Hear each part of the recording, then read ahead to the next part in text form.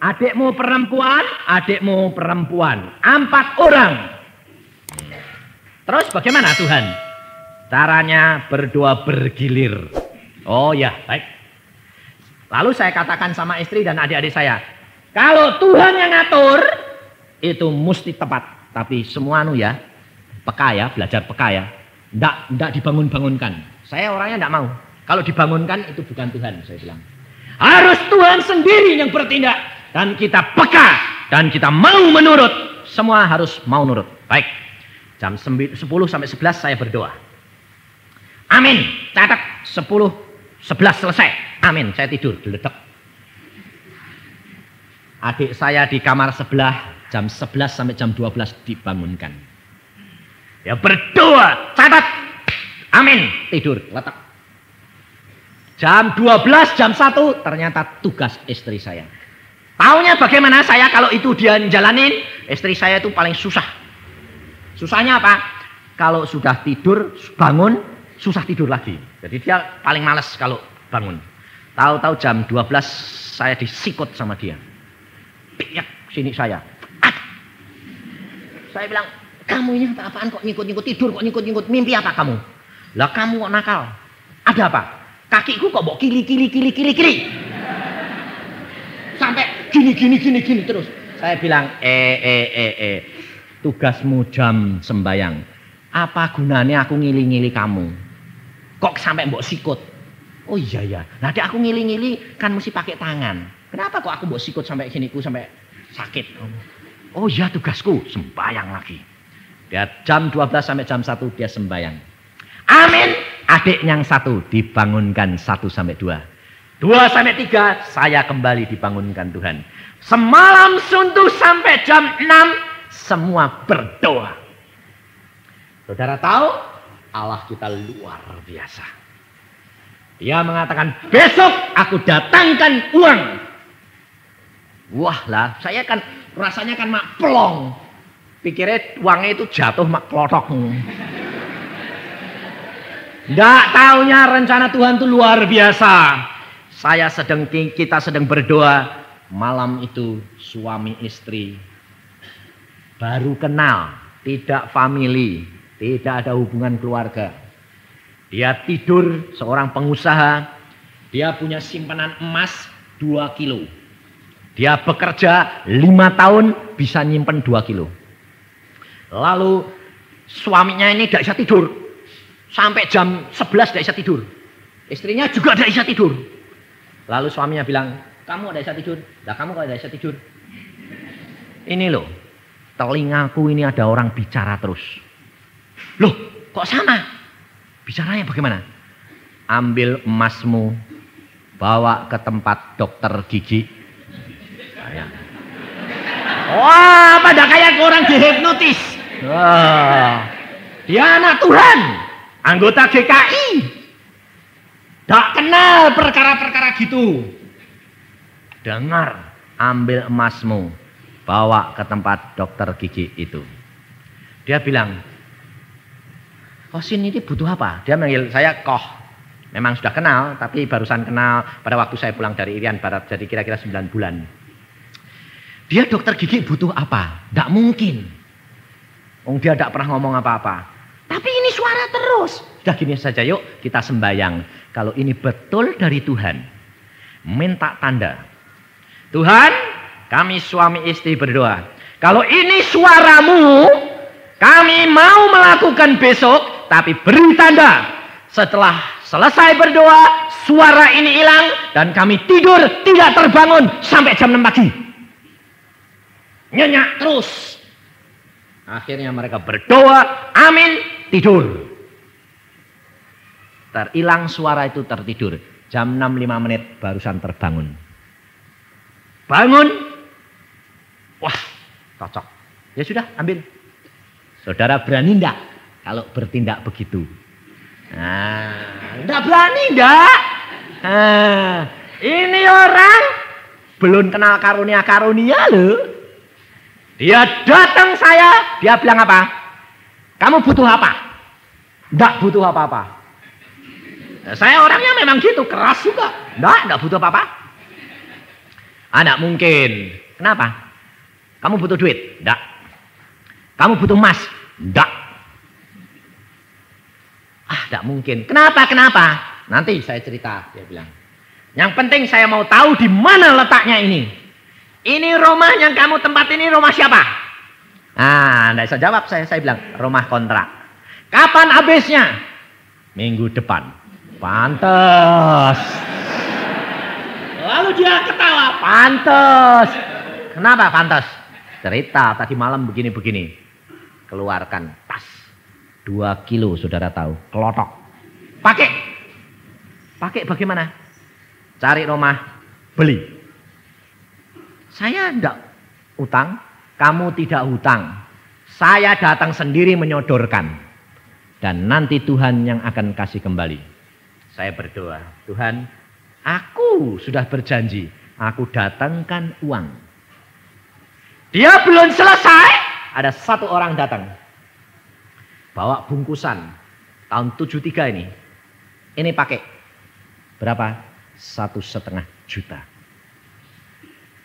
Loh, kamu kok bisa gitu? Apa dia ngomong? Enggak, saya diperintah Tuhan suruh ngirim uang ini ke sini. Nanti pada waktunya akan Tuhan kasih kembali. Enggak tahu caranya bagaimana. Terkumpul 5 juta saat itu. Lalu kami mengatakan, terima kasih Tuhan, saya mau cari rumah. Wah, mulai toh. Sama istri saya, wah cari terus. Dapat. Hari Jumat dapat. Janjian hari Minggu dia pindah, saya bayar 5 juta. Setelah itu Sabtu jam 7:30 malam, besok mau pindah. Istri saya sama saya sudah datang ke tempat itu, bantu ngepak. Punya orang itu. Sebab rumah yang saya mau tempatin, jam 10:30 siang dibongkar. Orangnya sudah cari hari, cari jam. Jadi 10:30 palunya diketok, roboh. Jadi Pak, kalau keluar mesti sebelum jam 10:30. Ya, saya sudah janji mau keluar jam 9. Baik. 7:30 malam, yang punya rumah yang saya mau beli bilang, Pak, enggak jadi saya jual. Loh, saya bilang, loh kan sudah kasih borskot. Sudah tanda tangan? Ya Pak, saya tidak jadi jual karena mau minta naik. Loh, saya bilang itu apa-apaan. Tidak bisa Pak, kalau enggak mau, saya kasih kembali. Wah, saya panas, naik darah saya. Lalu saya mau marah, Tuhan mengatakan, Ait, hamba Tuhan tidak boleh marah-marah. Lalu saya masuk kamar, lah Tuhan, ini enggak aturan no. Terima saja, aku sudah sediakan rumah yang lebih baik. Ya sudah, kasih kembali. Istri saya, adik saya semua tidak bisa tidur. Sebabnya sudah ngepak barang semua. Lalu saya katakan, sudahlah percuma, mbok pikiri ya percuma. Toh sudah kejadian begini dan Tuhan sudah mengatakan sudah disediakan, ya sudah. Ayo sembahyang saja lagi. Tuhan Yesus, kita mau terima. Tapi ya di mana dong Tuhan, mau tinggal semalam. Tuhan ngomong apa? Besok aku mau bicara. Lah wong tinggal semalam jago Tuhan, besok. Ya sudah. Ayo tidur, saya bilang. Tapi ya tidurnya tidur gelebek ya toh. Lah kurang semalam enggak punya rumah. Bayangin. Lalu besok pagi-pagi jam 5 kita bangun kumpul. Tuhan, ini kan sudah pagi-pagi, nurut lo ya. Sekarang di mana Tuhan? Nanti di gereja aku mau ngomong. Lu kok diundur lagi sih Tuhan? Nanti di gereja aku mau ngomong. Ya sudah. Padahal saya pergi gereja jam 8 sampai jam 9. Bayangin. Saya pergi dengan istri saya berdoa, terus saya katakan, kamu perhatiin, mungkin melalui nyanyian, mungkin melalui khotbah, mungkin melalui firman Tuhan, melalui pembacaan Alkitab, Tuhan bisa berbicara macam-macam. Jadi perhatiin ya. Ya. Nyanyi, tidak ada yang nyinggung-nyinggung rumah, tidak ada yang nyinggung-nyinggung jalan apa, khotbah, tidak ada. Lalu istri saya setiap kali itu, Belum. Wah, aku ya konsentrasi yo. Khotbah selesai. Sikut-sikut lagi. Sudah. Belum. Lah Tuhan enggak ngomong-ngomong. Enggak. Sampai berdiri semuanya nyanyi haleluya, haleluya. Amin. Amin. Amin. Baru ngomong. Jalan Gatot Subroto rumahmu. Saya bilang, puji Tuhan. Istri saya bilang, sudah. Langsung saya ngambil skuter ngebut pulang. Adik sama teman-teman persekutuan sudah ngepak barang. Dia tanya, sudah jadi? Sudah. Di mana? Gatot Subroto. Nomor berapa? Hah? Oh iya. Ini kerap kali terjadi, saudara. Kalau kita dengar firman Tuhan, dengar suara Tuhan, tidak hati-hati. Belum tanya nomor, sudah saking senengnya, lupa. Saya bilang, waduh mateng aku gak tahu aku nomor piro ini. Terus adik saya mengatakan, yang punya siapa? Ya enggak tahu. Nomor berapa enggak tahu, yang punya siapa enggak tahu. Lah terus bagaimana? Gini saja ya, semua barang naikin kretek. Naikin kereta, naikin mobil. Saya mau pergi naik skuter. Mau kemana? Cari. Rumahnya siapa, nomor berapa. Lah waktunya ini sudah jam 9, setengah 10. Waktunya sudah kira 1,5 jam. Ya ben, enggak apa-apa. Nanti kalau saya belum datang jam 11, setengah 11, keluarkan barang, taruh di luar. Karena rumah itu harus dirobohkan. Tukang keretanya tanya, Neng, mau pindah kemana? Enggak tahu. Selama 16 tahun, Neng, saya mau mengangkati barang pindahan. Enggak pernah kedapetan orang mau pindah kurang 1 jam kok belum tahu. Apa enggak hatinya del. Tetangga tanya, Pak mau pindah mana? Belum tahu. Kok sombong amat sih, Pak? Istri saya kasihan sekali. Setiap kali ditanya, Bu mau pindah mana? Belum tahu. Lu mana ada, Bu? Lah suami saya sedang cari rumahnya. Enggak, orang dikikir orang dokter sinding. Lalu di tengah jalan saya berdoa, Tuhan saya ini kemana? Asal di perapatan ke kanan, ke kiri. Terus kanan. Asal di perapatan kanan, kiri, terus kiri.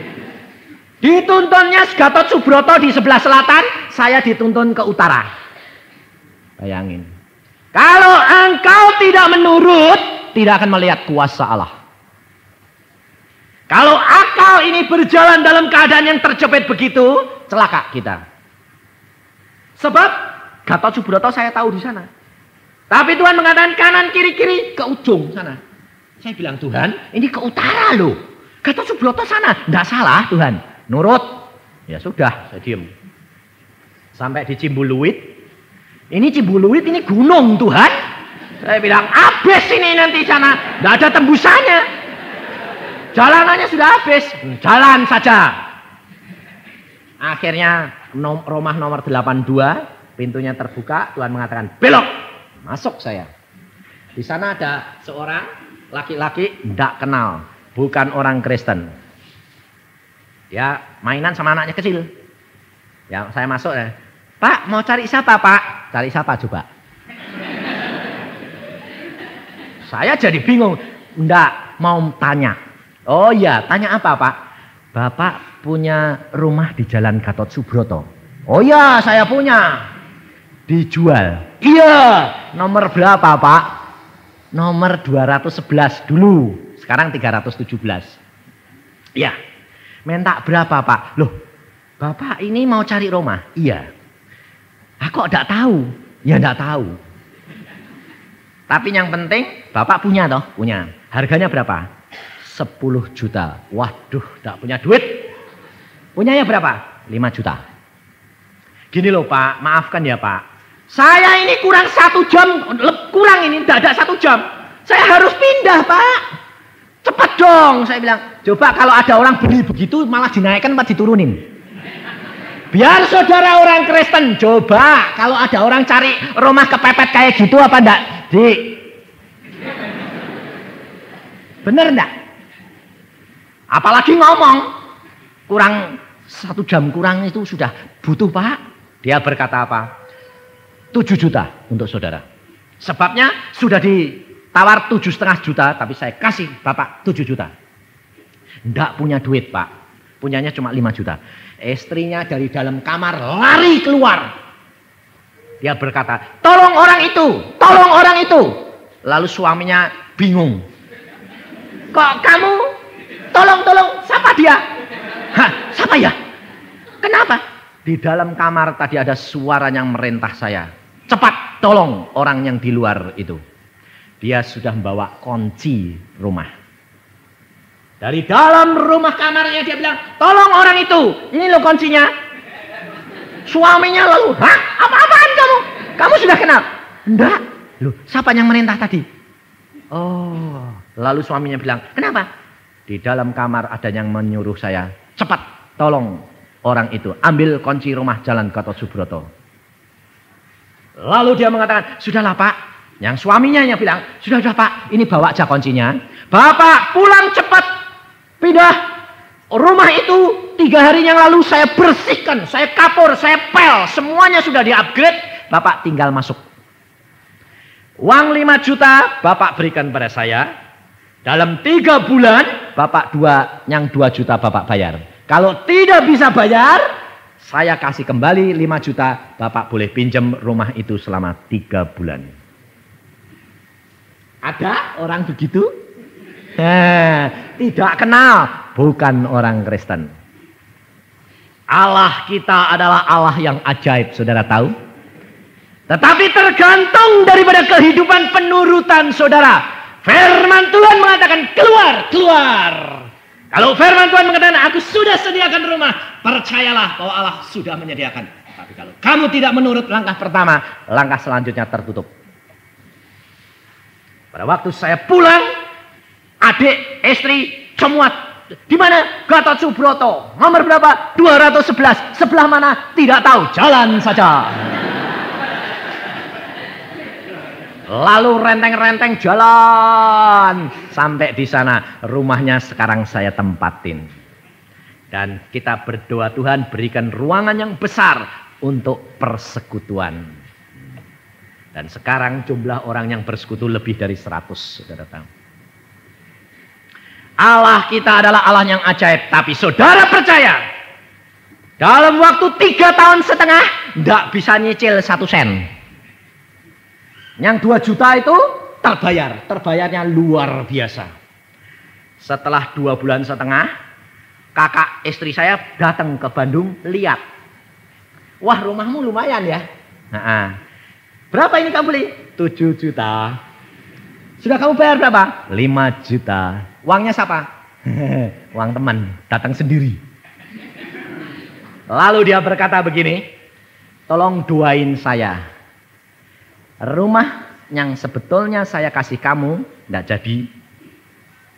Itu saya mau jual. Saya advertensikan 8 juta.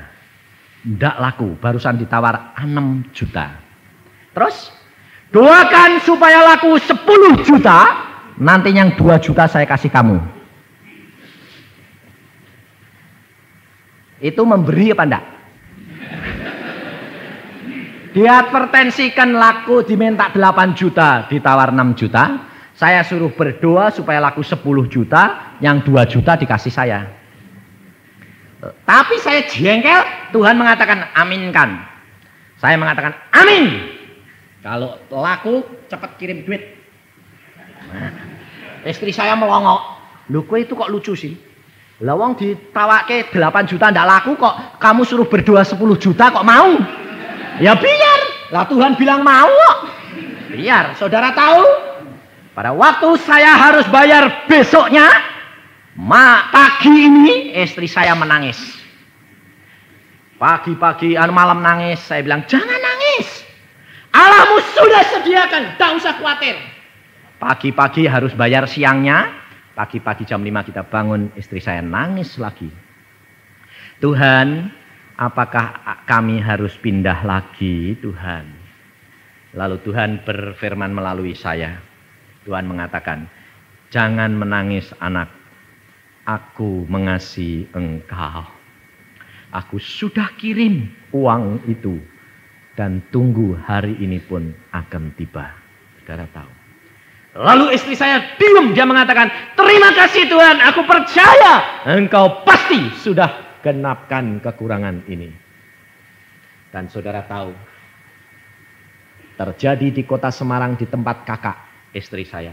Pada waktu dia ke pengadilan, ada urusan, ketemu seorang, orang itu tanya gini, saya dengar rumahmu dijual ya, yang di Candi? Ya. Minta berapa? 16 juta.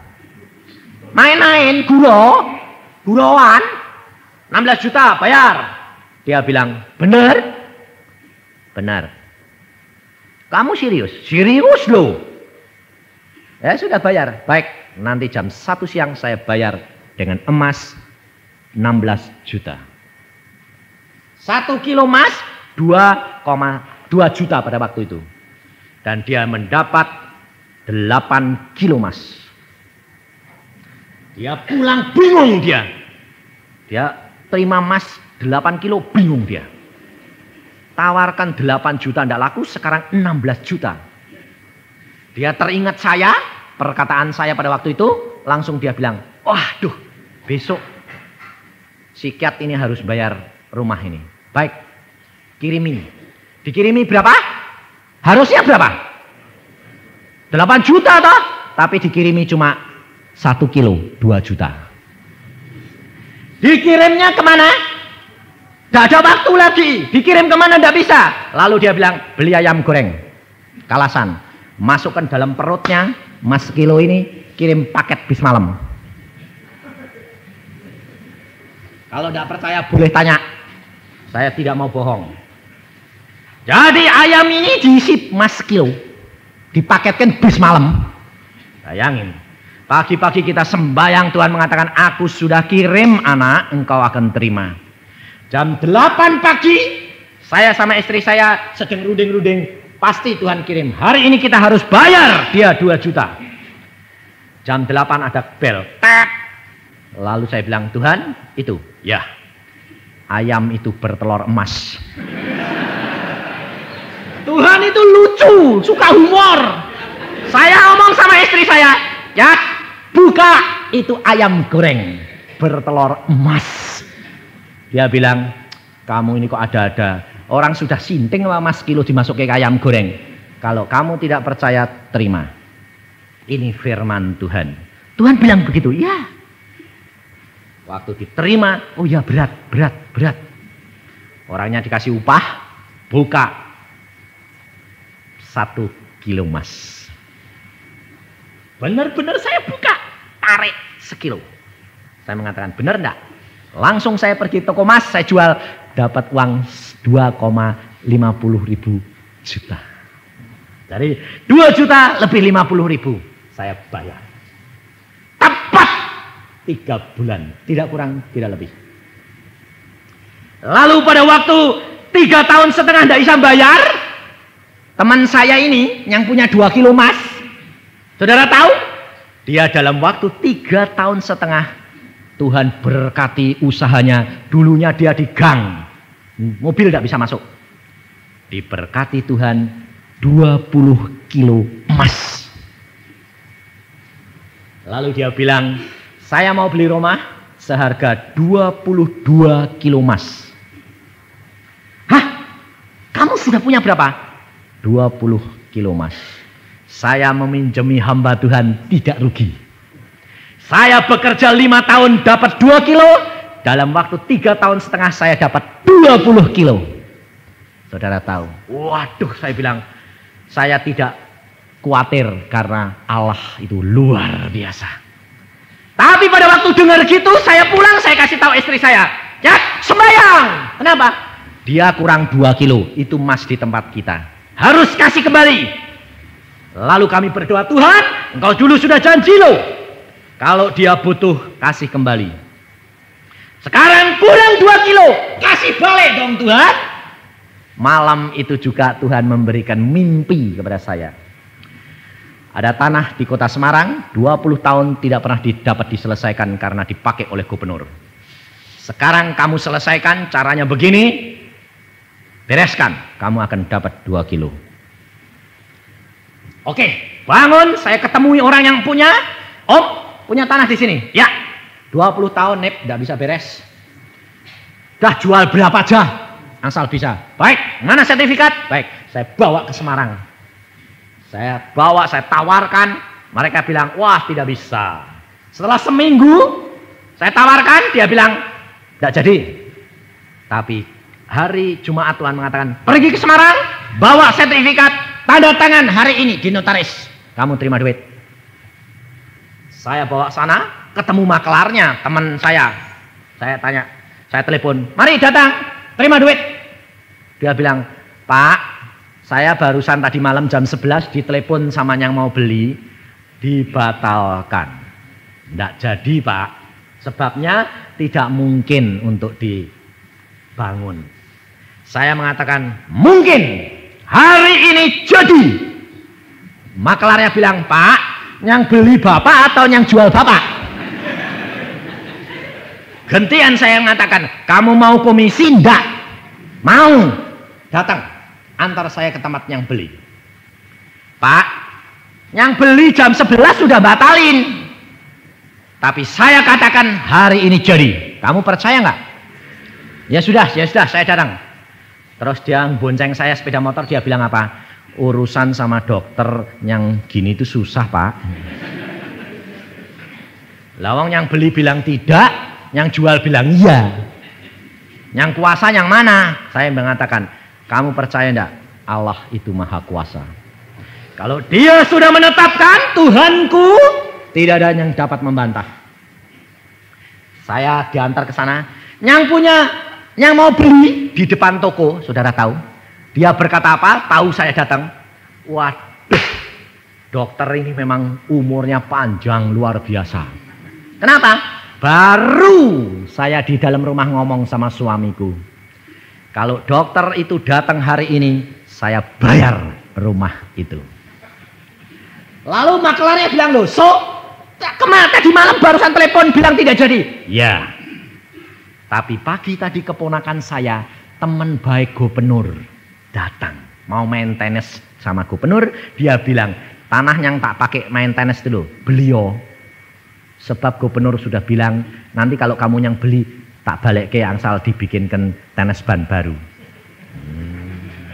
Jadi kalau saya berkata, kalau dokternya yang punya itu datang hari ini, saya bayar. Saya bilang, saya tiba, saya membawa sertifikat. Ayo dokter ke notaris. Hari ini juga dibayar lunas. Saudara tahu.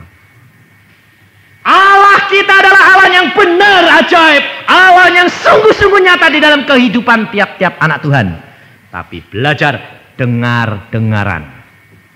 Allah menyediakan yang terbaik bagi anak-anaknya. Saudara perhatikan apa yang dialami oleh Abraham.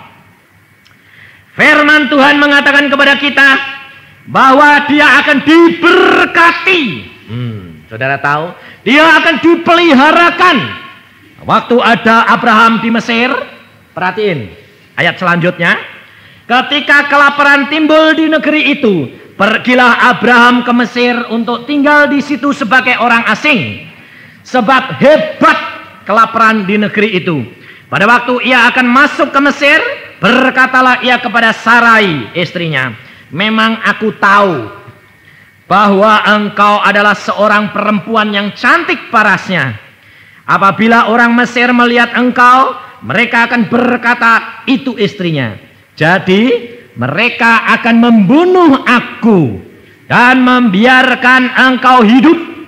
Katakanlah bahwa engkau adikku, supaya aku diperlakukan mereka dengan baik karena engkau, dan aku dibiarkan hidup oleh sebab engkau. Sesudah Abraham masuk ke Mesir, orang Mesir melihat bahwa perempuan itu sangat cantik, dan ketika penggawa-penggawa Firaun melihat Sarai, mereka memuji-muji di hadapan Firaun, sehingga perempuan itu dibawa ke istananya. Saudara perhatikan, nenek-nenek umur 60 masih cantik kayak begitu, bayangin, mana ada.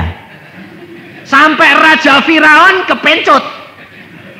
Kalau tidak cantik luar biasa, tidak mungkin toh.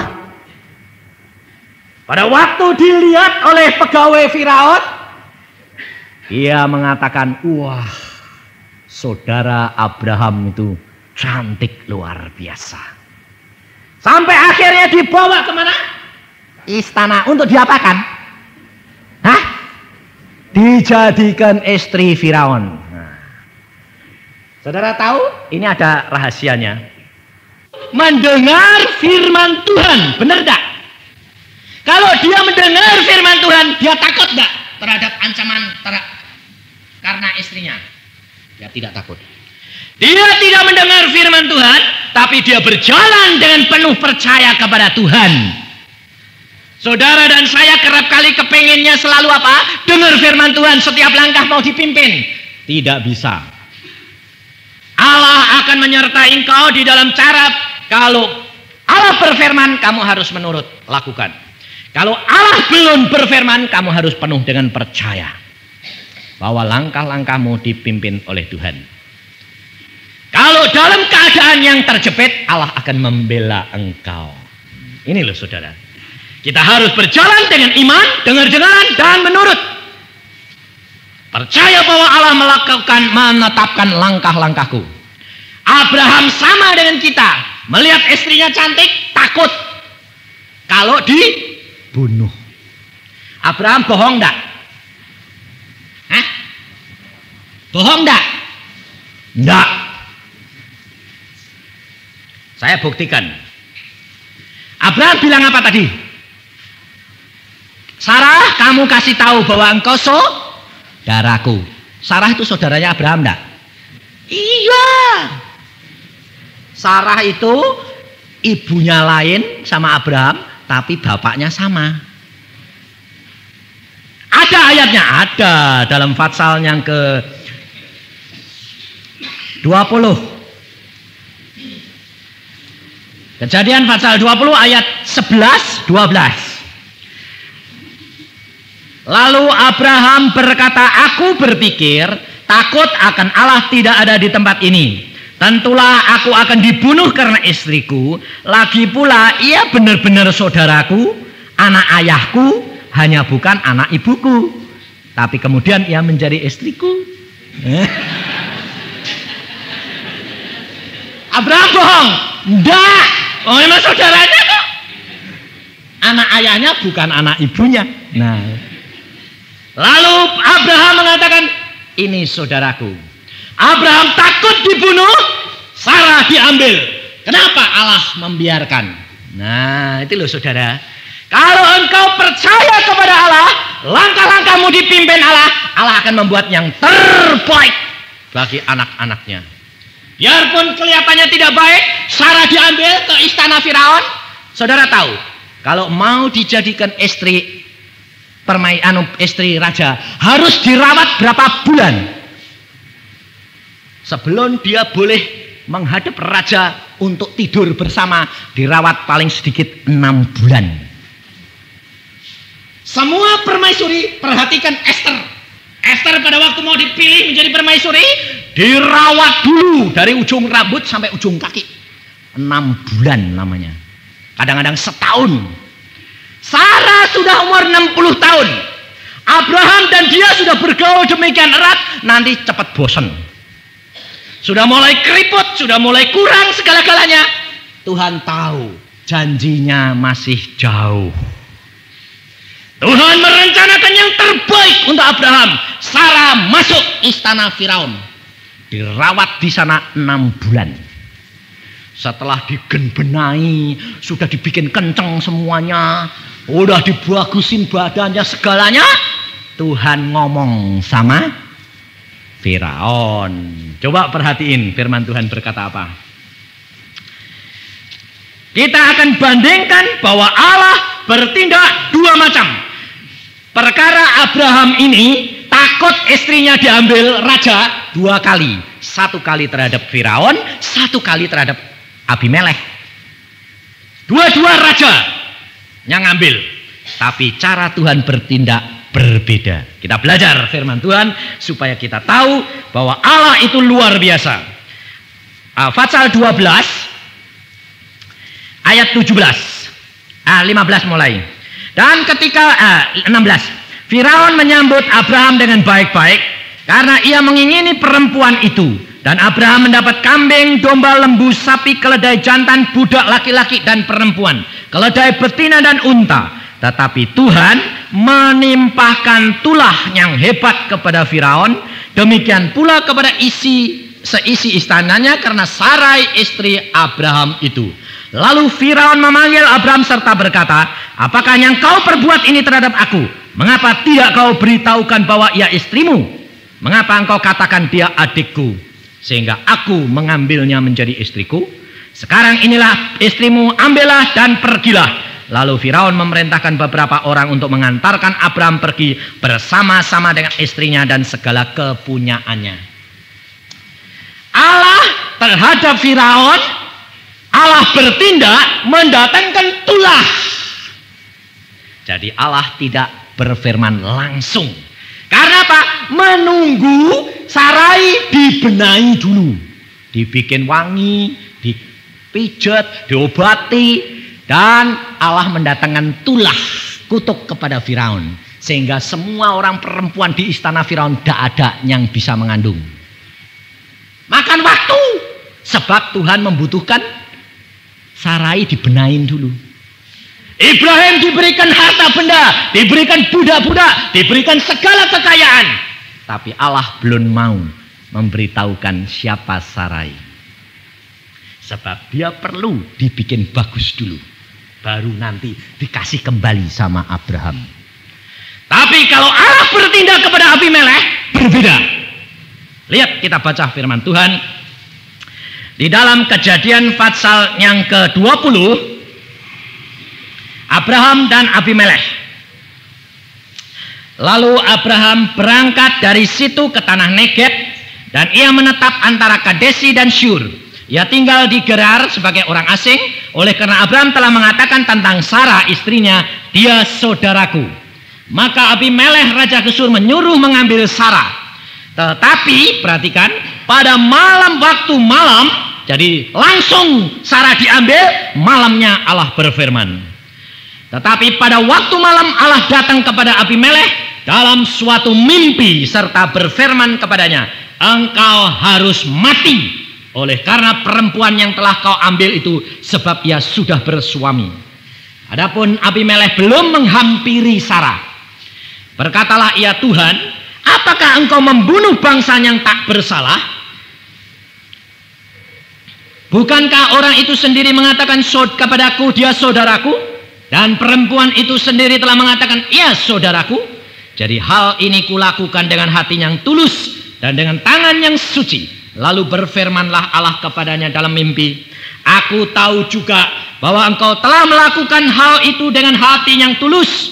Maka aku pun telah mencegah engkau untuk berbuat dosa terhadap aku. Sebab itu aku tidak membiarkan engkau menjamah dia. Jadi sekarang kembalikanlah istri orang itu, sebab dia seorang nabi. Ia akan berdoa untuk engkau, maka engkau tetap hidup. Tetapi jika engkau tidak mengembalikan dia, ketahuilah engkau pasti mati. Engkau dan semua orang yang bersama-sama dengan engkau. Allah bertindak cepat dan tepat pada waktunya. Saudara perhatikan. Kalau Tuhan punya rencana, pasti baik. Biarpun kelihatannya jelek. Istri Abraham diambil, Tuhan biarkan. Karena Tuhan tahu Abraham perlu dikasih istri yang sudah baru. Sarah senang, sebab jadi cantik lagi.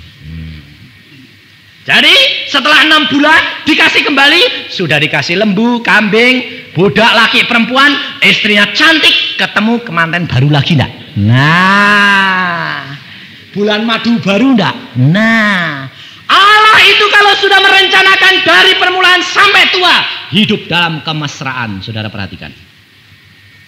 Tidak pernah Allah mengatakan, istrimu sudah tua, jangan hidup bermesra-mesraan. Enggak.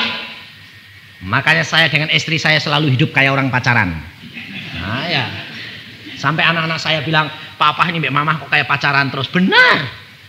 Rasanya itu kalau sudah tidak ketemu kangen. Saya itu juga kalau sudah pulang, sudah dijadwal gini, besok pulang, cepat pulang.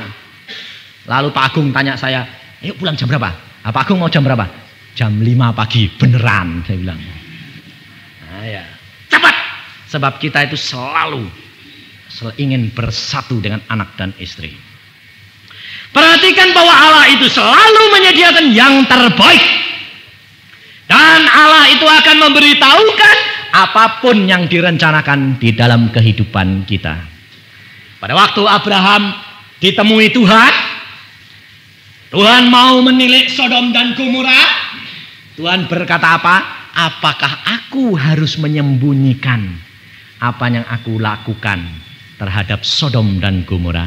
Karena di Sodom dan Gomora ada Lot, maka Allah memberitahukan kepada Abraham, ini suatu rahasia yang luar biasa.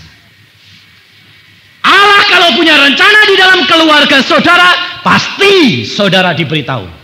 Apabila saudara hidup dekat, melekat dengan Allah, segala rencananya diberitahukan. Ini luar biasa. Dan Allah itu maha pengasih, tawar-menawar perkara apa? Jiwa-jiwa yang diselamatkan. Saudara pernah mengalami tawar-menawar dengan Allah? Seperti yang dialami oleh Abraham? Saya ngalami. Waktu mahasiswa, tingkat 1, 2 tahun tidak naik-naik. Sampai saya bingung. Sebabnya apa? Zaman saya mahasiswanya 2000. Kalau mau tentamen di lotre, yang boleh tentamen 150 orang. Saya selama setahun tidak pernah dapat lotre. Jadi tidak pernah bisa ujian.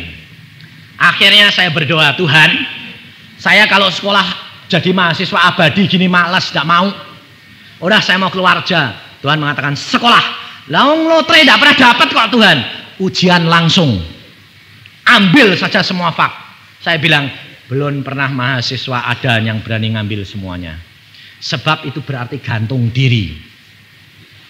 Kalau jatuh 1 sampai 2 fak sebulan, 3 fak 3 bulan, 4 fak 6 bulan, 5 fak 6 bulan, 7, 8, 9, 10 fak setahun. Mana mungkin Tuhan? Tapi pada waktu saya berdoa, Tuhan mengatakan ambil semua ujian. Saya mengatakan, Tuhan, kalau saya ambil, kalau saya jatuh 1 tahun saya keluar. Tuhan mengatakan tidak bakal jatuh 1 tahun. Saya mengatakan 6 bulan saya keluar. Tuhan mengatakan kamu tidak akan jatuh 6 bulan. Beneran saya pikir 3 bulan keluar. Lalu Tuhan mengatakan tidak 3 bulan. Berarti saya jatuh 1 bulan Tuhan. Ya.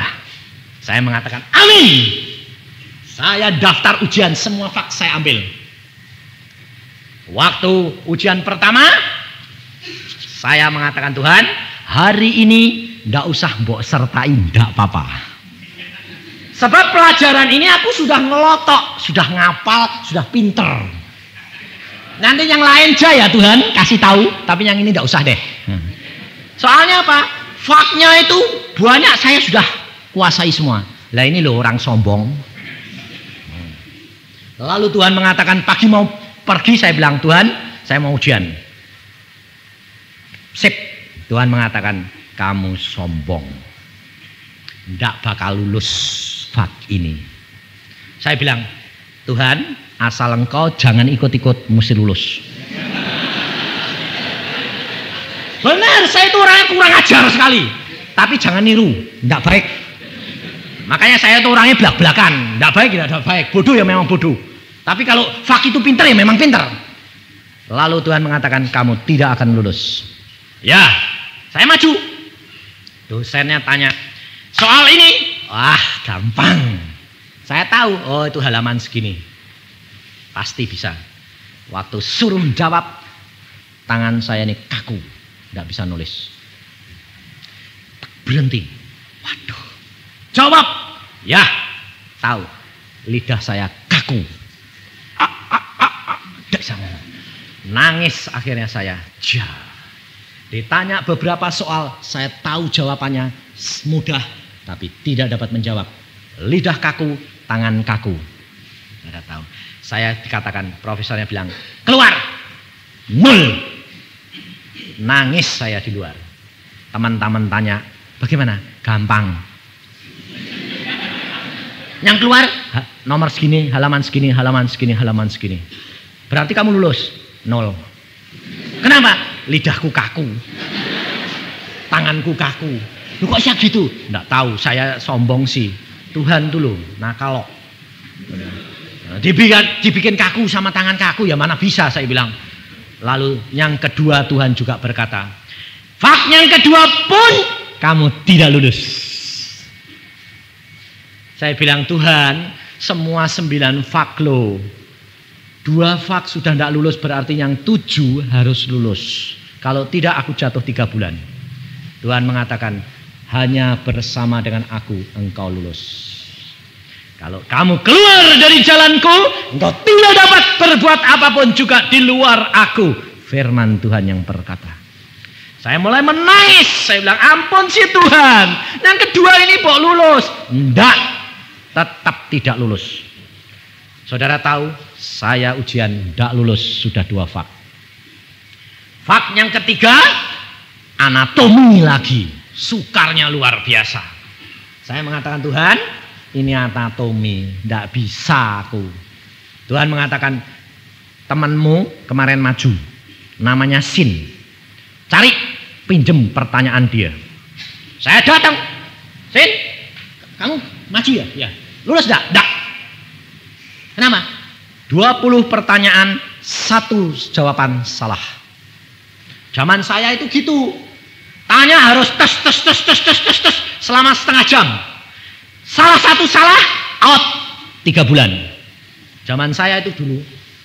Nah, dia barusan ditanya 20, sudah salah 1, out.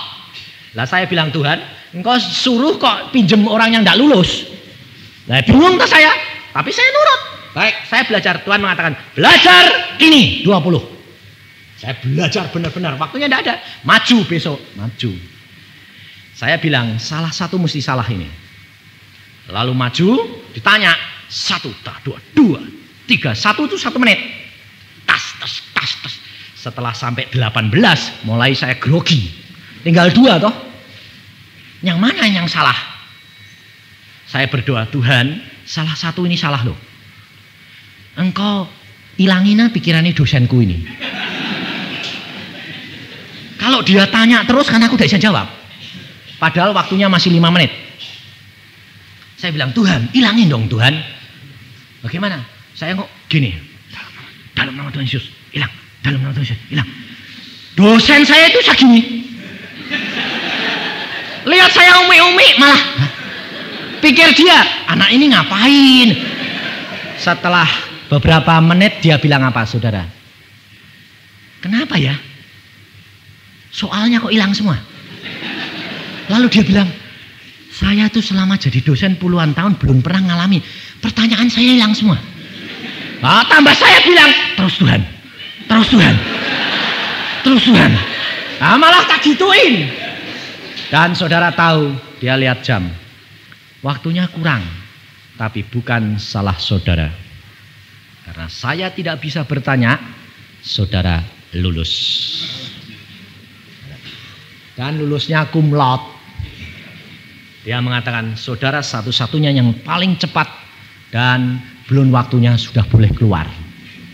Sebab bukan salah saudara, tanyaan saya kok bisa hilang ya? Karena tahu. Saya ngalami luar biasa sehingga Allah itu yang sekolah benar-benar. Lalu fak yang keempat, saudara tahu? Insinyur Gembong namanya. Dan pada waktu itu Tuhan mengatakan malam-malam, kamu belajar halaman segini sama halaman segini. Saya bilang, Tuhan, halaman segini sama halaman segini itu perkara gula. Selama 10 tahun tidak pernah diuji.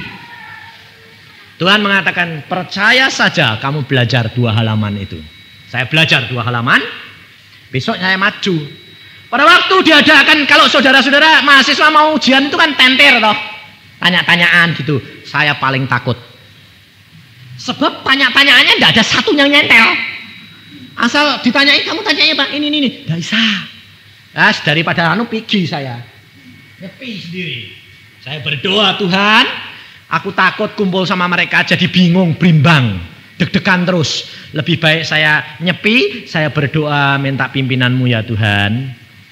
Teman-teman tanya, kue ajar apa? Ajar halaman ini sama halaman ini. Kamu gantung diri ya? 10 tahun tidak pernah keluar. Saya mengatakan, iya, memang tidak pernah keluar. Tapi pada waktu masuk, kedokteran 1 orang, kedokteran gigi 1 orang, pertanian 1, kedokteran hewan 1. Orang 4 dijejer. Diadu, yang lulus 1 orang. Lalu pada waktu itu saya mau masuk, hati saya dok. Saya bilang, Tuhan, saya minta pimpinanmu. Demikian aku masuk ke ruangan dosen, mendorong pintu, jantungku pegangi ya. Sebab berdebar luar biasa, takut saya bilang. Saudara tahu, demikian masuk, hati ini kayak orang damai sejahtera. Celek, saya, wah mantap. Saya duduk, dosennya bawa fan sama rokok cerutu. Dia bilang, hari ini saya mau tahu siapa yang spekulasi. Apa ndak mak? Bius hati saya. Aduh, patah. Saya sudah sedia fan sama rokok. Kalau saudara panas, silahkan ada fan. Kalau kedinginan, saya tiup. Saya paling gini. Yang 3 gini. Lalu saya katakan, Tuhan hanya Engkau. Lalu dosen mengatakan, saya tahu saudara-saudara, engkau semuanya tidak pernah belajar halaman ini dan halaman ini. Karena itu 10 tahun belum pernah saya keluarkan. Saya dangak. Yang 3, keringat keluar, biur, ambil fan. Saya ketawa aja. Tanya 1 tidak bisa, 2 tidak bisa, 3 tidak bisa, 4 saya bisa. 1, 2, 3, 4 bisa. 8 tanyaan lolos semuanya. Dia berkata apa? Hanya 1 yang tidak spekulasi. Saya tidak berani bilang iya. Ya cuma ketawa. Gitu. Sebabnya apa? Lah saya yang spekulasi. Dan saya lulus cum laude. Yang sekolah siapa? Tuhan. Lah kok sekarang suruh ninggali dokter giginya kok tidak mau, kenapa? Wong Tuhan yang ngasih. Nah itu loh saudara. Ini rahasia-rahasia apa? Kalau Allah sudah berfirman, mesti jadi. Kalau Allah sudah menentukan, mesti jadi. Hanya tergantung iman dan penurutan saudara dan saya. Langkah demi langkah, kalau engkau sudah menjadi anak pilihan, engkau harus berhasil. Harus menjadi orang yang keberkatan. Apa syaratnya? Menurut. Kalau tidak dapat firman Tuhan, berjalan dengan iman. Bahwa Allahmu pada waktunya akan bertindak menolong engkau. Kalau engkau tetap setia kepadanya. Dan jalan segala sesuatu dengan iman dan penuh percaya. Bahwa Allah kita yang memeliharakan kita. Amin. Mari kita berdoa.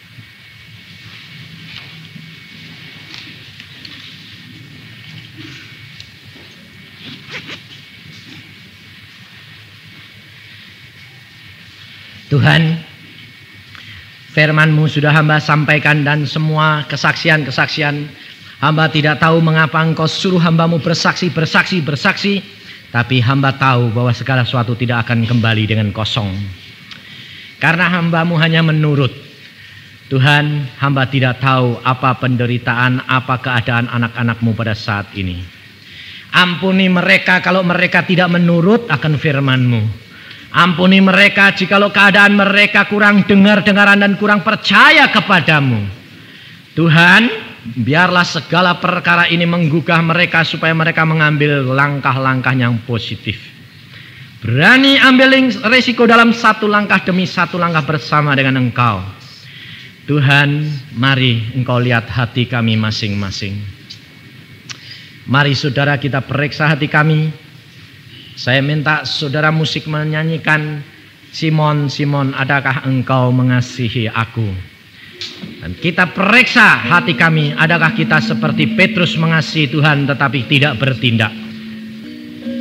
Segera kita minta ampun dan kita perbaiki malam hari ini juga, supaya kita kembali menjadi anak-anak Tuhan yang berkenan.